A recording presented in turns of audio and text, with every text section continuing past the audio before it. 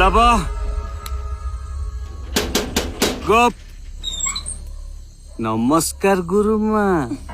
ମୁଁ ଯାହା ଶୁଣିଲି କଣ ସତ? ତୁ ମଦ ପିଇକି ଆସୁ ନା? ବାହାର ବାହାର ମୋ ଘରୁ।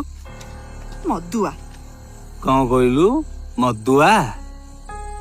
ହଁ ମୁଁ ମଦ ପିଇଛି, ମୁଁ ପିଇବି। ଆଚ୍ଛା ମୋ କଥାର ଗୋଟେ ଜବାବ ଦେ। ତୋର ଏତେ ହଠାତ୍ କଣ ବାହା ହେବା ପାଇଁ ମନ ଉଛୁଳିଲା? ରାଜି ହେଇଗଲୁ? ମୋ ମନ ଉଛୁଳିଲା। ଆମର ଯାହାକୁ ଇଚ୍ଛା ହବ ମୁଁ ତାକୁ ବାହାବି। ତୁ କଣ କରିବୁ? ହଁ କଣ କହିଲୁ? କଣ କହିଲୁ ତୁ ବାହା ହବୁ? ତୁ ମତେ କେତେ କଷ୍ଟ ଦଉଛୁ ତୁ ଜାଣିଛୁ? ତେବେ ଯୋଉ ସେଇଟା ହେଇଗଲୁ, ସେଇ ସବୁଦିନିଆ ଗୁରୁମା ହେଲୁଣି। ତୁ ଏବେ ବି ପରା ସେ ଟେମ୍ପୋରିଆ ଅଛୁ।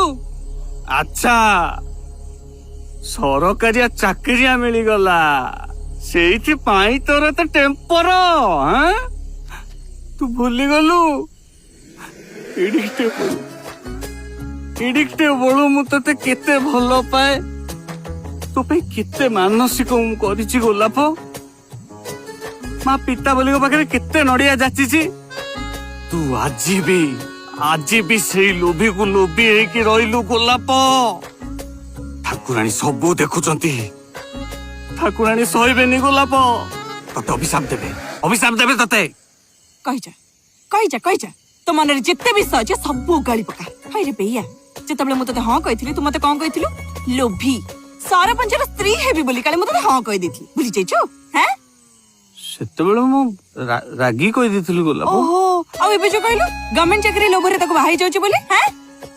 ଏବେ ମୁଁ ନିଶାରେ କହିଦେଲି ଗୋଲାପ। ଏ ଗୋଲାପ, ତୁ ଜାଣିନୁ ମୁଁ ତତେ କେତେ ଭଲ ପାଉଛି? ଜାଣିକି କାଇଁ ଏମିତି ଜାଣିଛିଣିଆ ଭଳିଆ ହଉଛୁ?